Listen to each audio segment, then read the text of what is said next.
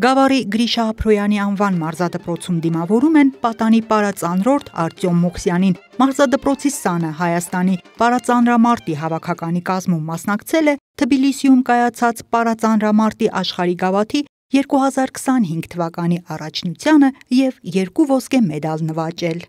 Կոնկրետ այս մրցաշարին ժամանակը եղել մի ամիս ու կես։ Մի ամիս ու կեսում ասրինք լավ արդյունք ցուցաբերել։ Առաջի անգամն էր, որ երկրից դուրս եմ եկել, լավ արդյունքը վերադարձա։ Ես շատ համառ եմ, ես մինչև վերջ գնալու եմ, ուրախացնելու մեր համայնքին, պետությանը, մեր ազգին հայոց եւ իմ ծնողներին։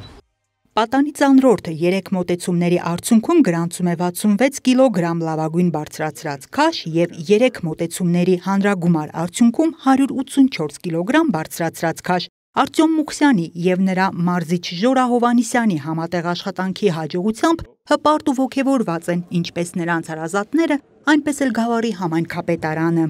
Մեր ցնծության մեջ էի, 2 ոսկե մեդալ ստացավ, ներկայացրեց Հայաստանը։ Շնորհակալություններն եմ ուզում հայտնել մեր մարզադպրոցի տնօրեն Վանիկ Հովեյանից,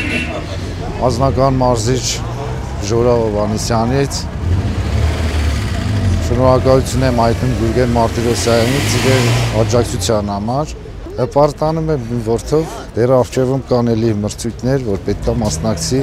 հիմա արդեն պատրաստվում է այդ մրցույթներին։ Շատ ուրախալ եմ, որ միջազգային մրցաշարերում մասնակցում են Գավառ համայնքի մարզիկները եւ նաեւ գովելի այն փաստը, որ այդ մրցաշարերում ունենում են հաջողություններ